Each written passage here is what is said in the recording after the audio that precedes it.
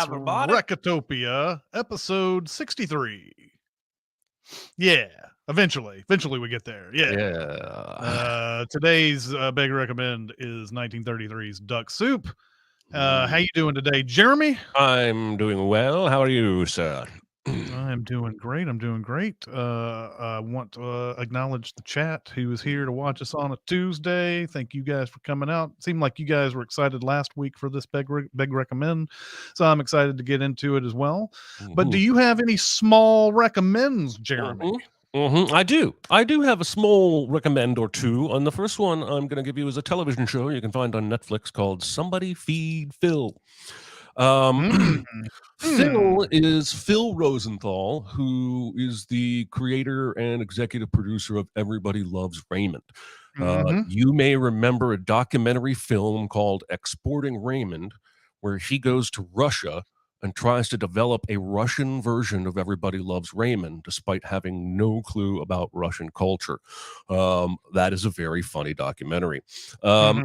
PBS gave him a show that I think had 6 or 8 episodes, travel food documentary called I'll Have What Phil's Having.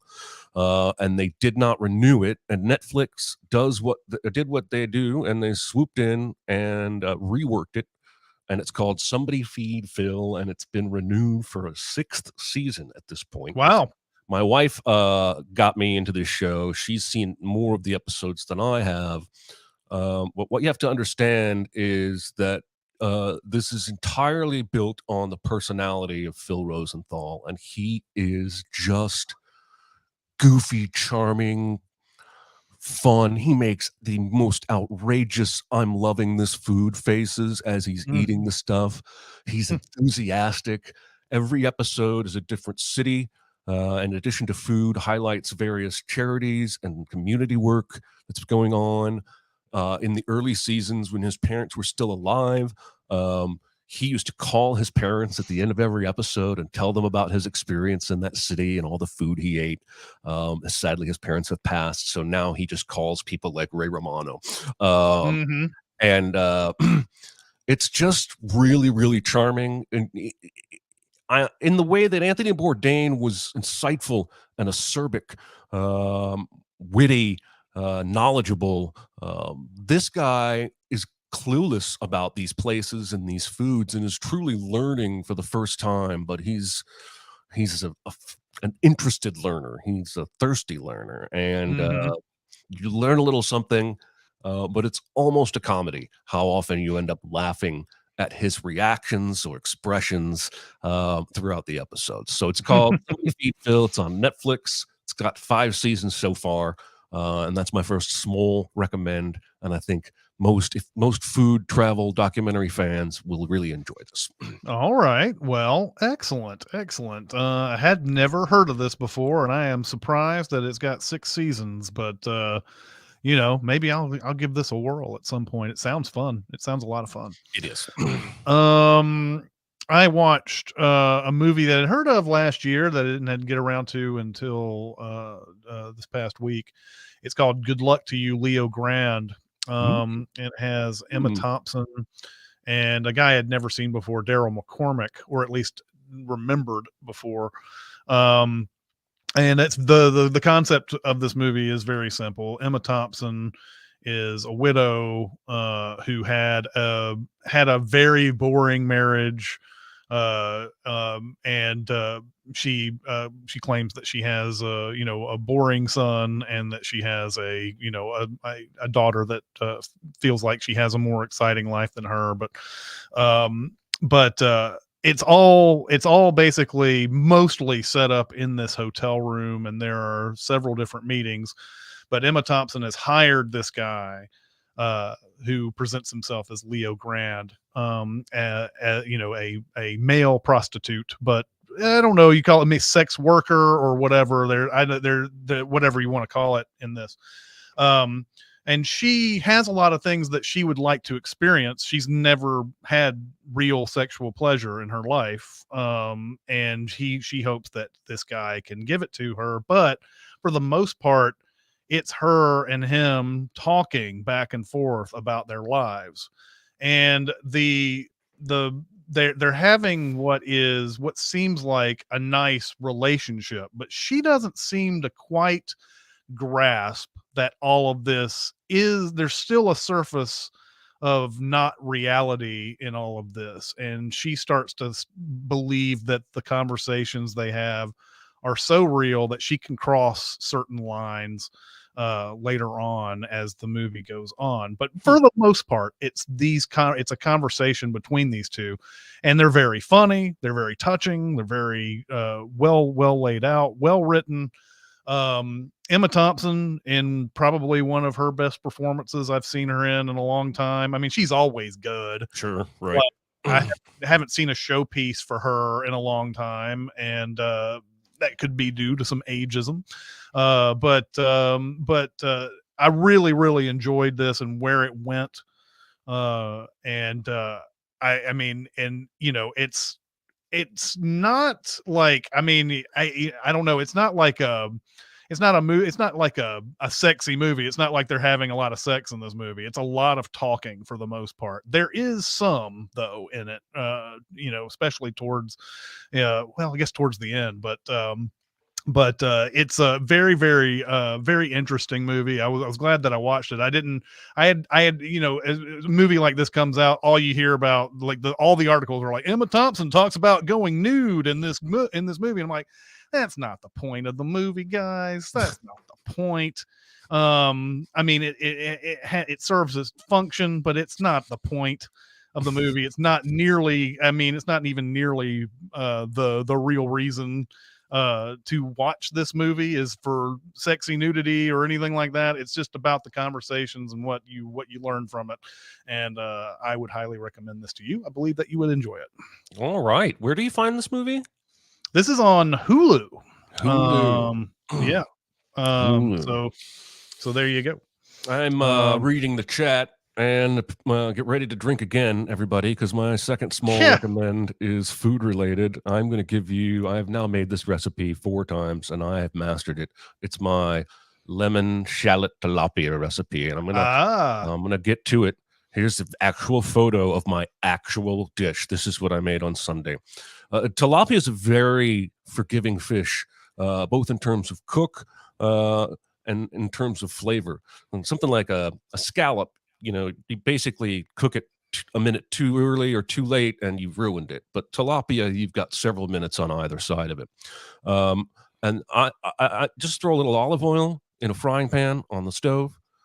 Take a shallot. If you got small, do 2 shallots and mince them. If you got a chopper, you can use a chopper. Otherwise, use a knife. Mince that. Make it really tiny, right? Then throw that in the pan with the olive oil along with a pat of butter.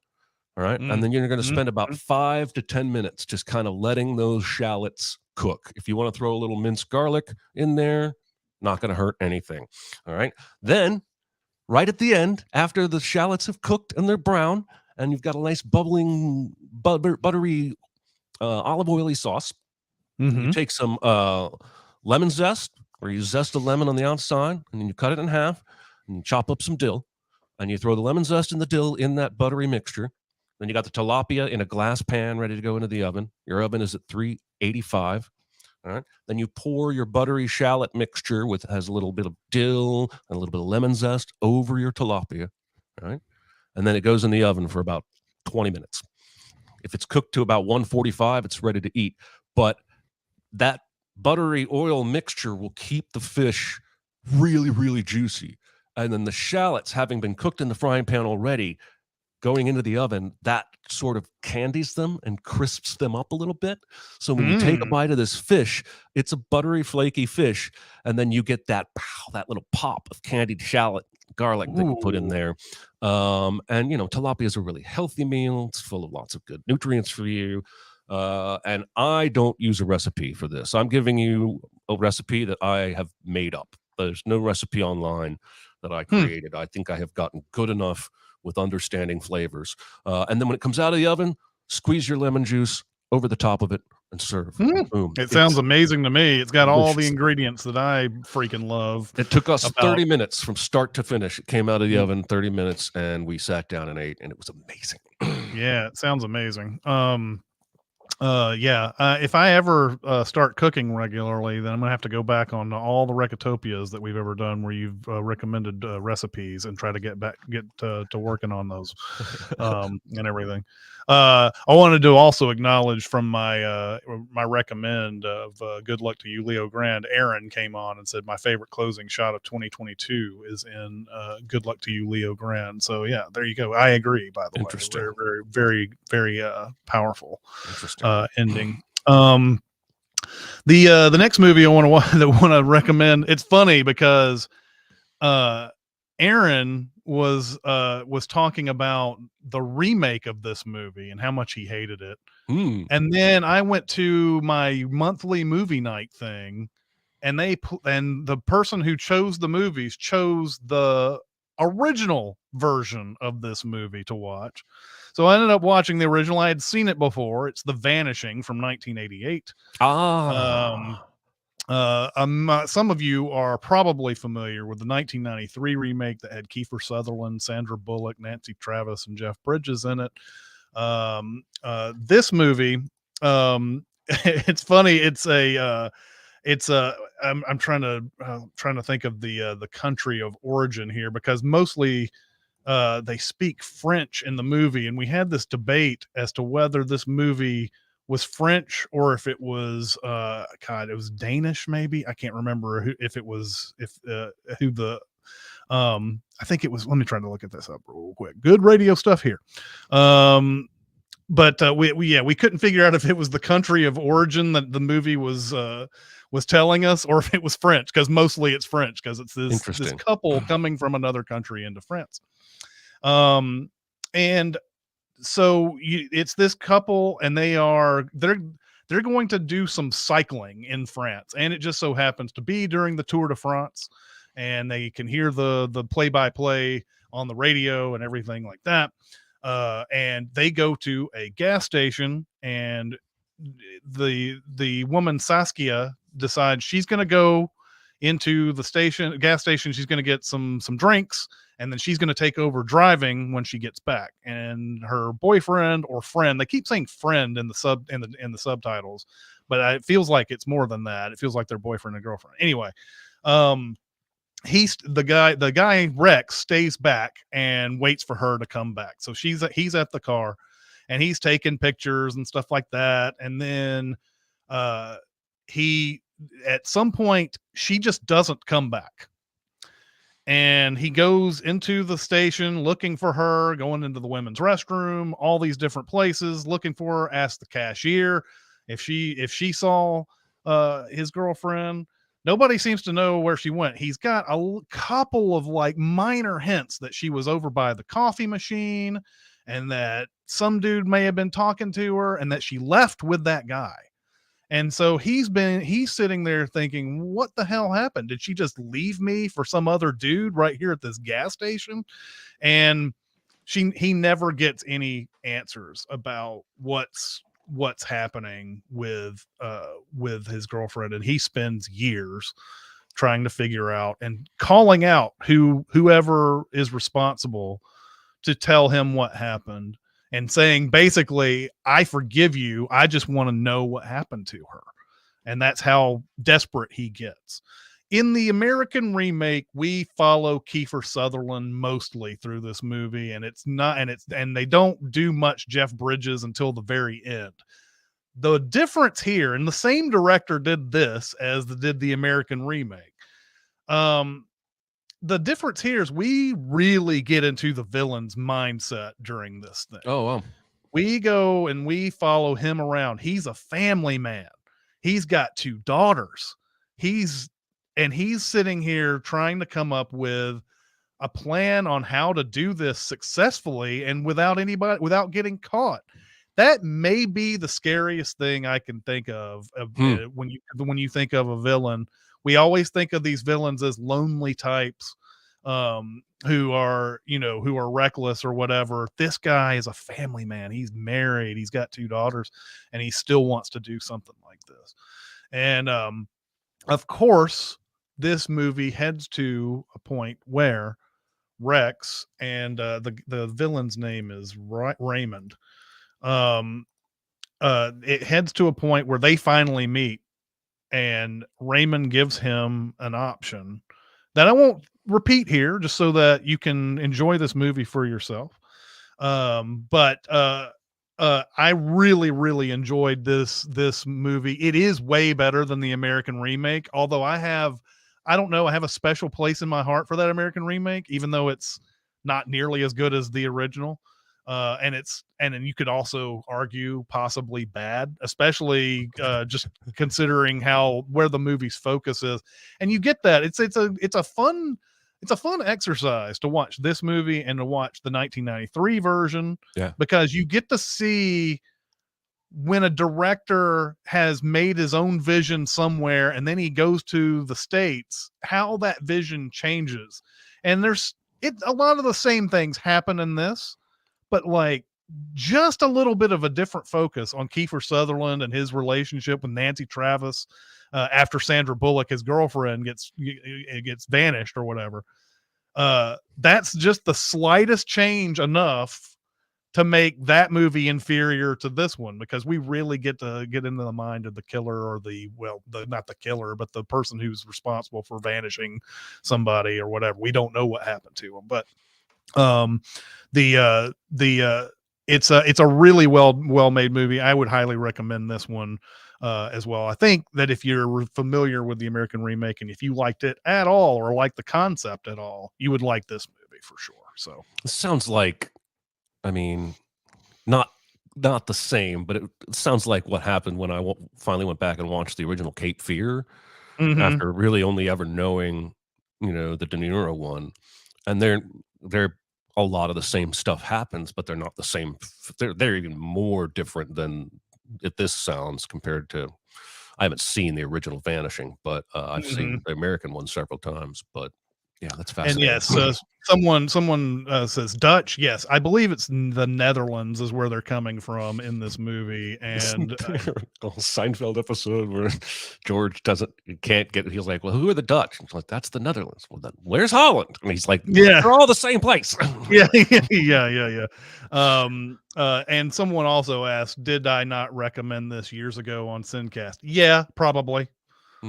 I probably did. I remember watching it, I think just a few years ago for the first time, and decided to recommend it again because hey, some of you motherfuckers won't listen. No, I'm just kidding.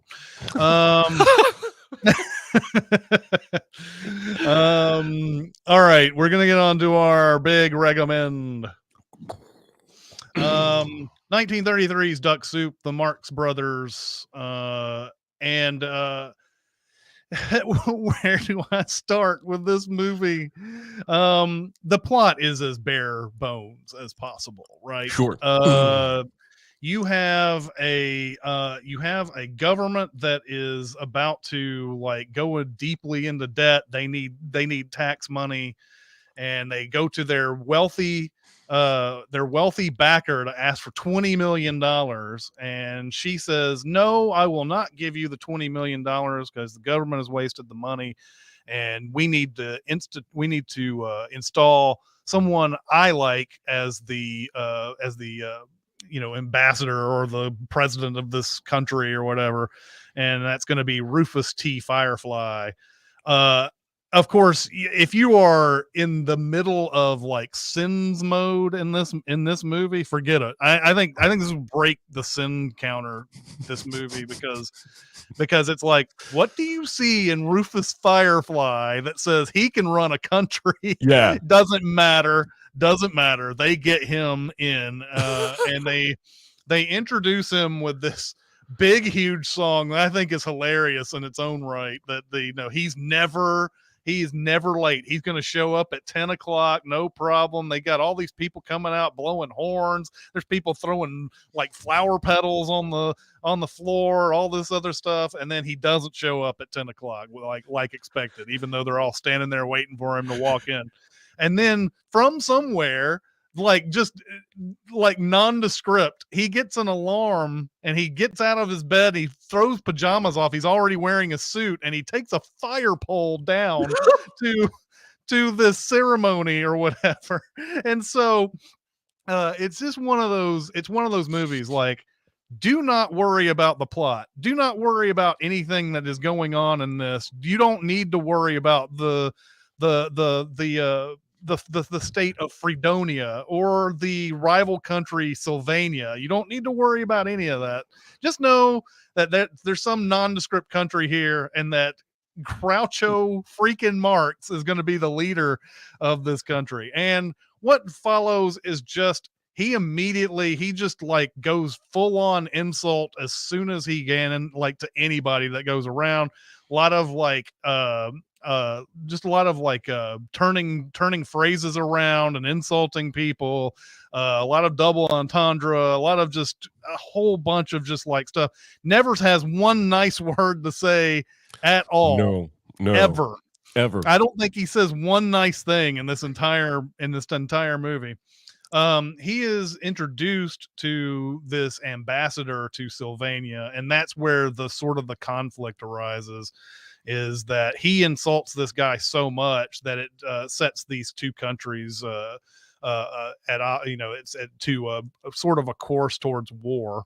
The ambassador is upset because they didn't start a revolution, and they could have made Sylvania, they could have made Fredonia a part of Sylvania through a revolution. That didn't work. So now he's going to have to employ two spies. The spies are played by Harpo Marx and Chico Marx. Harpo, of course, is the one who doesn't say anything, and Chico's the one who never fucking shuts up. And their whole thing is basically just anytime they go into a scene, ruin that person's life as much as possible. Harpo does several things in these scenes, including he has a pair of scissors that he cuts things with every single chance he gets. Anytime somebody sticks anything out, he's cutting him with the scissors. Chico goes through a lot of like punny kind of things. If there's a difference between he and Groucho, it seems like there's more punny type stuff going on with his dialogue. But they're sent out to spy on Rufus.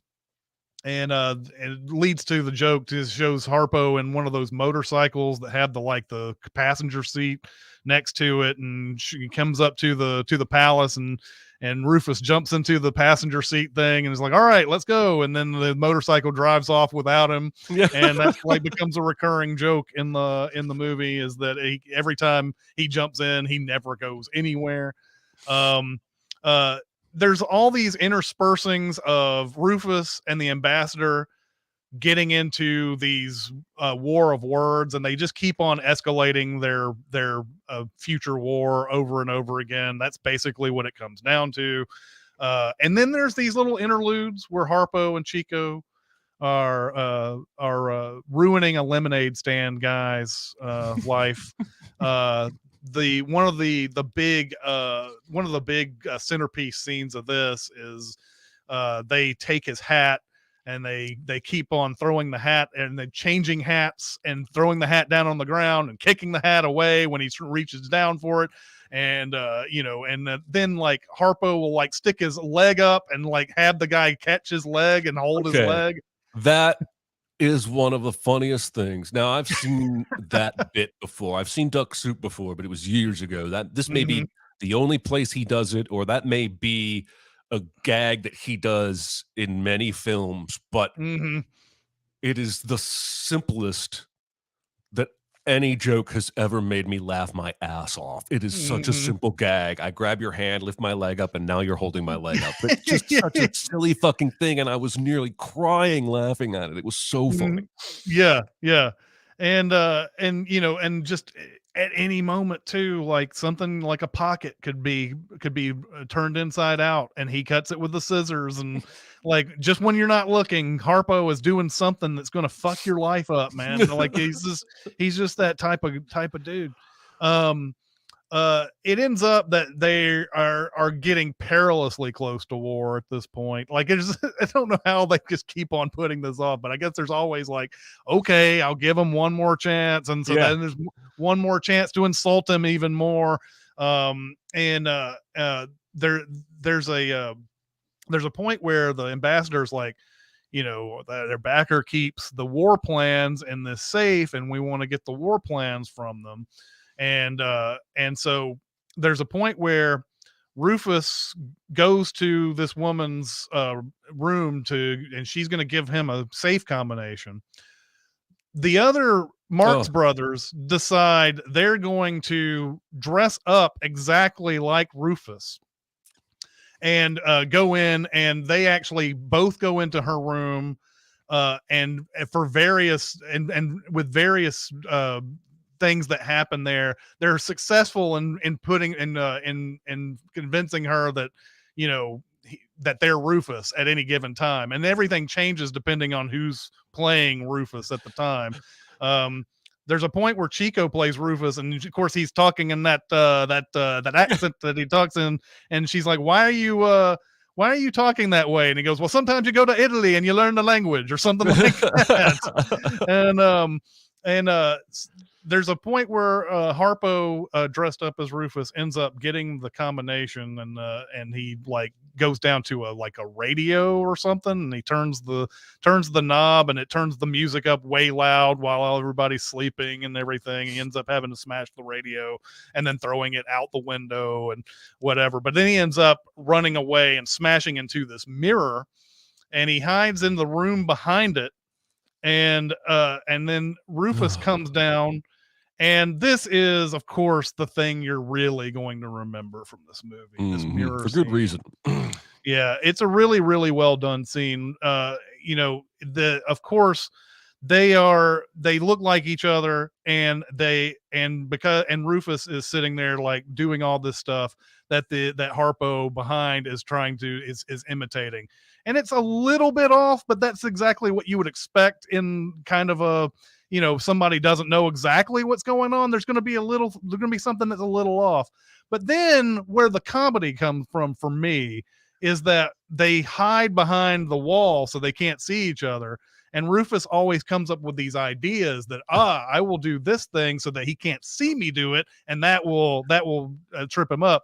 But no matter what he does, no matter how silly it is, Harpo does the exact thing that this guy does, no matter what. And there's even a glorious punchline to the whole thing when they have a hat like hidden behind their backs. One is white, one is black.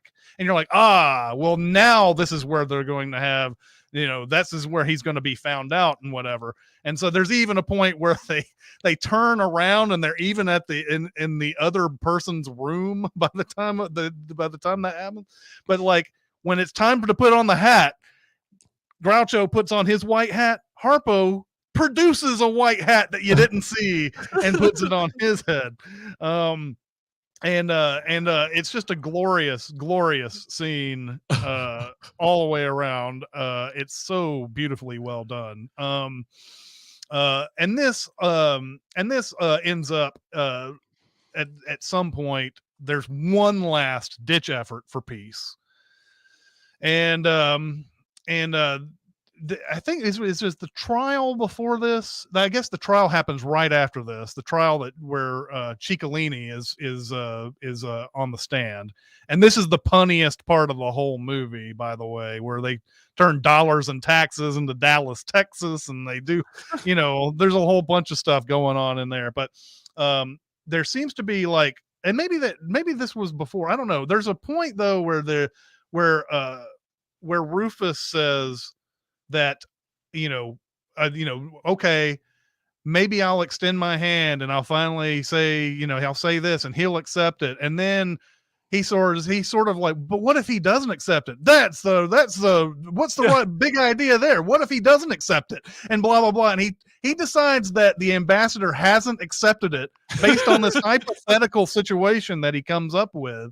And it ends up just escalating into full on war at this point. And then there's this silly war song that happens where everybody like is dancing and like, like the Marx Brothers are all hitting, people on the head as drums, and they get out guitars, and it's the silliest dance ever, like for people wanting to go to war.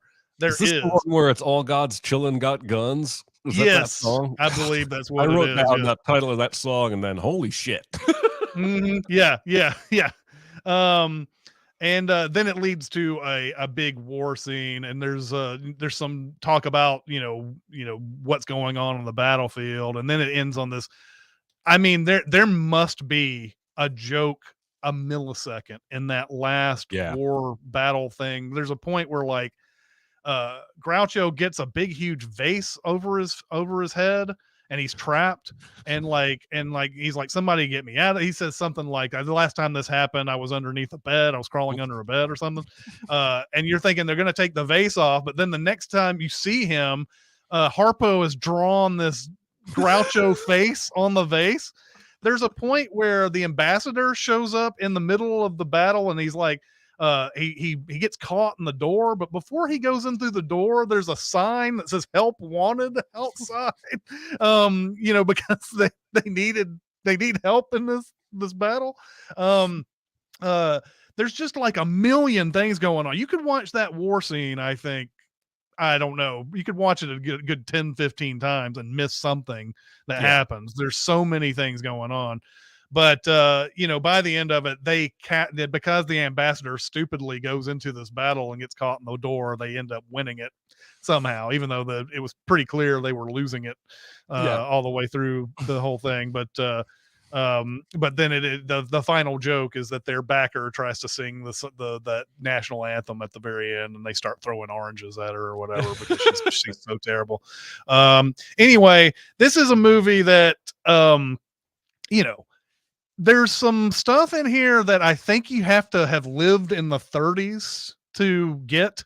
There's some jokes in here that just I'm at a loss. I'm still at a loss at what some of those jokes meant. Right. There's one that will come off racist, in fact, and when he's talking about the Headstrongs and the Armstrongs, and he says that's how we're born, and that is a reference to a very popular song from 1931. You wouldn't know that now in 2023 unless you're like just somebody who's just well versed in every bit of pop culture ever or whatever. I was reading up on that thing, and somebody claimed that the song was satirical or whatever, but there's no basis really. I've read the lyrics to that song. There's no basis in that being satirical. So it's just a reference to a song and that's it, but it's still like, it just comes off weird and cringy this far into the future. But anyway, there's some jokes I don't get, but man, there are so many in here that are just flying through here. I had to write some down because I was like, there's no way I'm going to be able to remember all of these. So anyway, there's a style of comedy here that I think is born out of like the vaudeville stage style of comedy. Not Abbott Costello. No, Abbott and Costello. Like the Who's on First kind of rapid back and forth interplay. And I think that it makes sense that that's what's showing up in film comedies where they're taking this physical inspiration from the stuff we've been watching, like Buster Keaton and Charlie Chaplin. But now they can add dialogue instead of just a screen with a few words. And so he walks in and meets this Teasdale lady, and this is the exchange. Not that I care, but where's your husband? Why, he's dead. I bet he's just using that as an excuse. I was with him to the very end. No wonder he passed away. I held him in my arms and kissed him. Oh, I see. Then it was murder. Yes. That whole scene is like that, and it goes by so fast. But it just adds another layer because there's a lot of physical stuff happening in this movie too. And as I've been doing for each of these, I want to point out the guy that played the peanut lemonade vendor is doing every bit the work that the two Marx Brothers are doing on either side of him. Edgar Kennedy apparently had done 250 movies before this movie. Wow. He's one of those guys, when you look up Edgar Kennedy, he had 451 credits, and I'm sure most of it was stuff like this, like where he was just, kind of in the scene or whatever. Like, yes, he is doing stuff that is completely under the radar that he's helping out with in these scenes with Harpo and Chico. Yeah. It's amazing. Yep. So yeah. Someone else in the chat brought up that Margaret Dumont, who plays Gloria Teasdale, who's the backer in Yeah. this, is also excellent in this Yeah. as well, and wanted to name them for sure. It's interesting. I didn't know much about. I've seen a few Marx Brothers movies, but Zeppo Marx, of course, gets the thankless task of being the straight man all the way Right. through. Right. And I believe after this particular movie, he quit acting because he was done being the unfunny Marx brother. Oh, that Um, sucks. yeah, which it does suck, because I think his character serves a lot of good purpose in this, Oh, yeah. setting up a lot of things. And I get it. You don't want to be just the setup guy all the time. You want to be able to be the one that makes the people laugh, and people just, I'm sure people just forgot what Zeppo Marx brought to this. Yeah. This movie. He's just playing Bob Roland, his Rufus's assistant, or whatever you want to call it, in this. But I looked up. I wrote down a few, and you did one one of the exchanges Sorry. that I really like. No, that's fine. Of course, Rufus is not only is he worse probably than whoever was in charge before, but he's like just easily corruptible, no problem. Like everything he says it out in the open, basically saying, just Yes. wait till I get a hold of it, basically. And like, Yep. all that. So there's a point where he says, the Secretary of Labor says, the Department of Labor wishes to report that the workers of Fredonia are demanding shorter hours. And he goes, very well, we'll give them shorter hours. We'll start by cutting their lunch hour to 20 minutes. And then let's see. This Bob Zeppo Marx's message from the front, sir. He goes, oh, I'm sick of messages from the front. Don't we ever get messages from the side? What is it? General Smith reports a gas attack. He wants to know what to do. He goes, tell him to take a teaspoonful of bicarbonate baking soda and half a glass of water. I really, really like that.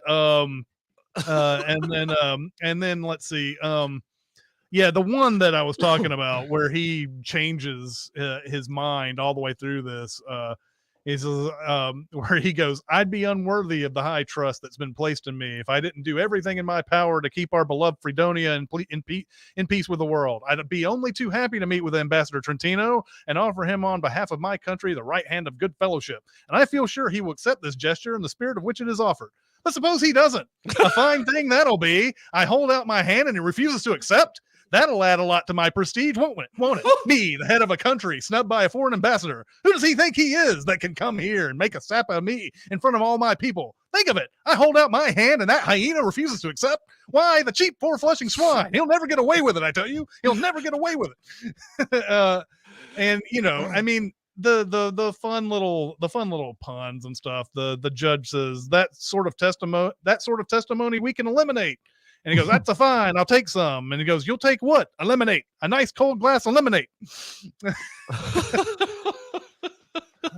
So yeah, this is just one of those where the jokes are just flying past, and there's so many good like visual moments in it and everything. This is of course well worthy of its classic status. And from what I understand, the director Leo McCarey did not want to do this movie, did not want to do a Marx Brothers movie. And for whatever reason, he ended up being on one. And he said that I don't even know how I survived shooting that, because the Marx Brothers are insane. They are absolutely insane.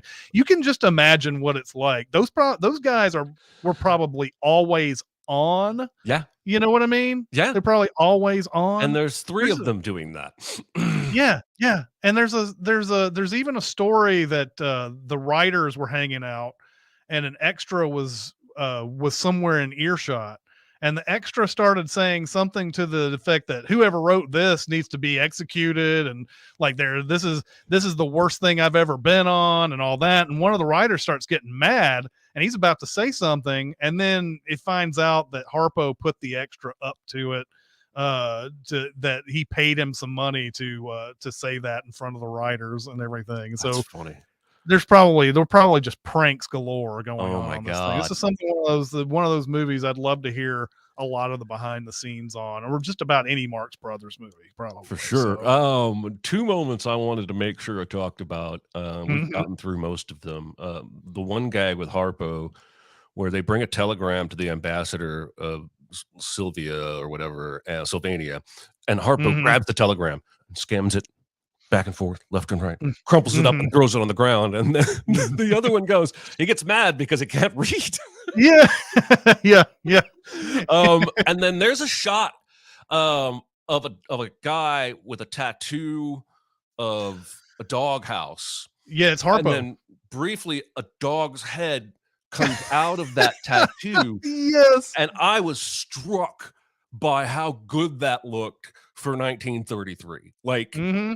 that's better than some effects you saw in the 80s and 90s. And um anyway, there was a lot of that I thought happened in this movie where I was like, wow, that's kind of a cool trick that you wouldn't expect the Marx Brothers to do with the camera or what have you. What I loved about that scene is that it's another one of those, how the hell do they have how the hell is this possible kind of logic or whatever. And I love that type of thing. It's kind of like the mirror scene where, uh, Rufus is asking him, who are you? And so he just shows a picture of himself on his bicep or whatever. And like, oh, really? That looks like good work. Who did you get that from? And then he shows the tattoo of the woman that gave him the tattoo or whatever.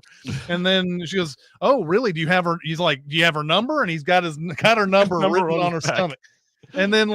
And then he's like, where do you live? And then he shows where he lives, which is the doghouse that you're talking about. And he's like, well, that's not a cool place to live. And then like the dog comes out and barks or whatever. And he's like, well, I bet you don't have my grandfather's picture in there or whatever. And he starts pulling down his pants and he's like, no, maybe for later or something like that.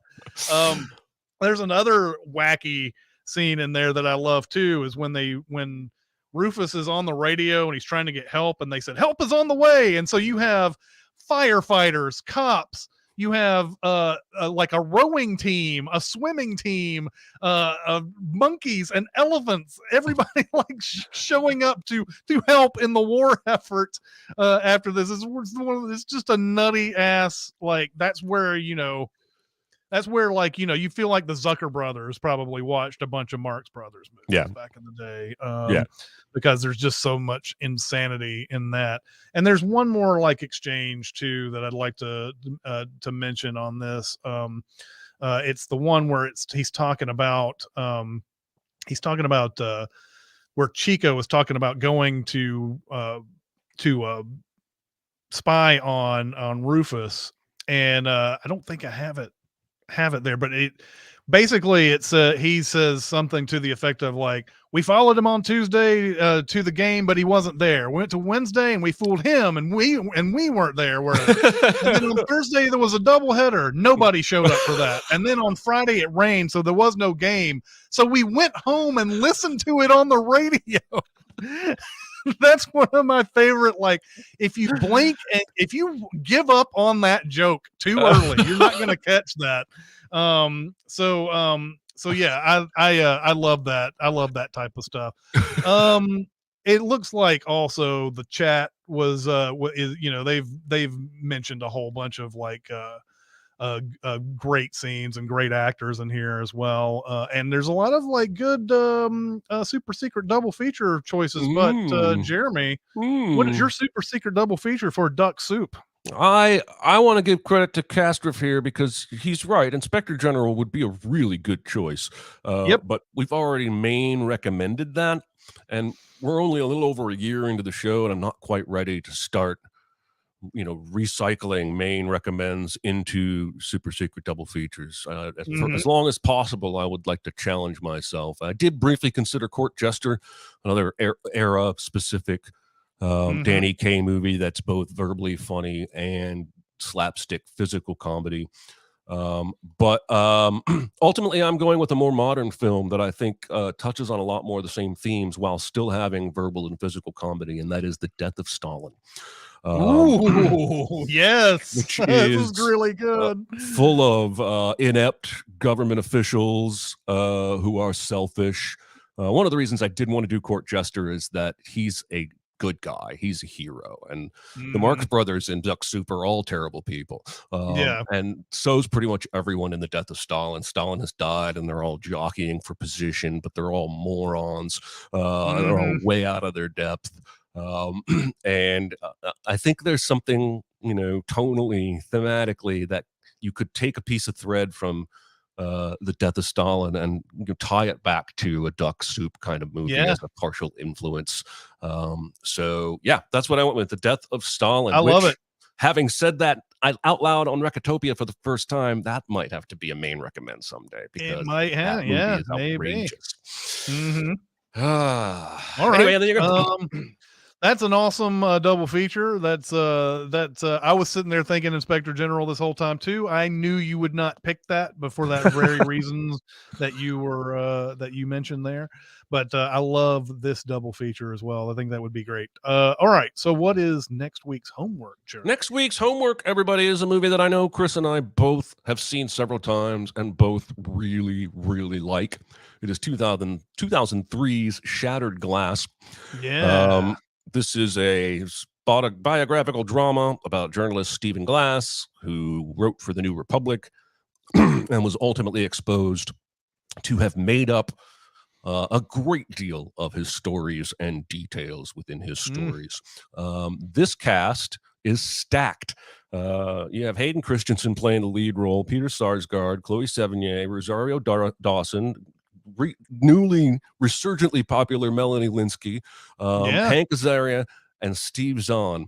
And so this is basically the story about how he was caught and who caught him, and his eventual downfall. This movie can be found in many places for free: Tubi with ads, YouTube, it's free, Roku channel, Amazon Prime Video, it's free, and then it's rentable in all the usual places. It's an hour and 39 minutes, not going to take too much of your day. And I can't wait to get back to it. I haven't seen it in probably 4 years. So, Yeah, this is excellent. And I always get chills when I see a particular scene with Peter Sarsgaard in this movie that always I think is the point of the entire thing. And we could use some more Peter Sarsgaard type of characters in real life, I yes. think, or the whoever, I can't remember the guy he's playing. We use more of that guy. So yeah, I'm looking forward to it. I love Shattered Glass quite a bit. I've seen it many times. All right. Do we have some time for some questions? Any questions? Let's do Mm, questions. This is inspired by the Marvels trailer that came out a few weeks ago. But this person says, been waiting for years for a movie to use. Don't you tell me to smile, from Beastie mm, Boys, in a film with powerful women leads. What song do you love that you were waiting for a movie to use? okay. Um, well, this is sort of recency bias, but one of my favorite songs of the last 5 years is Manchester Orchestra's "Bedhead." Ooh, I Um, love that song. and I could really pick a number of Manchester Orchestra songs going on that would be great in movies.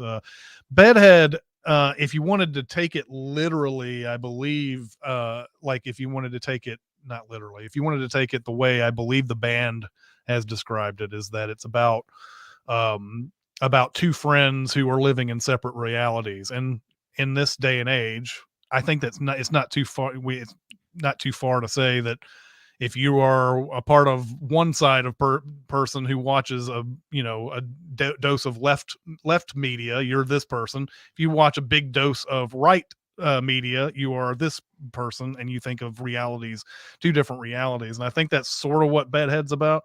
But it also has mentions of ghosts and things like that in it. Could Mm-hmm. easily be misappropriated for a ghost story if you wanted to, because Mm. the song itself is fairly haunting, I think. I'd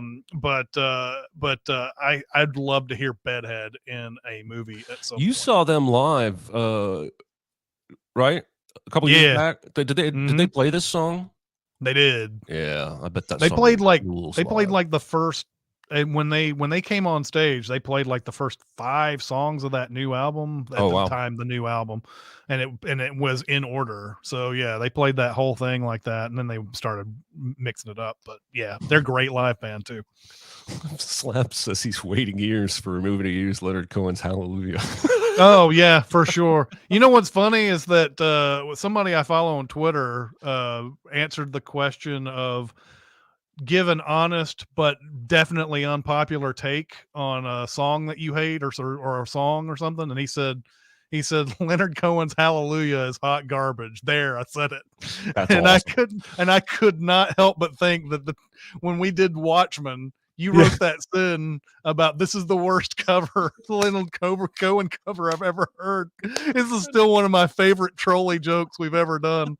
So. Oh man, well, and I hate the Leonard Cohen version of that song, but the Jeff Buckley version of that song I think is amazing. So, Yeah. my answer to this question is Fire Island by Fountains of Wayne, which you may or may not know, listeners. It's a ballad about how the parents have gone on a trip to Fire Island and we kids are old enough to take care of ourselves.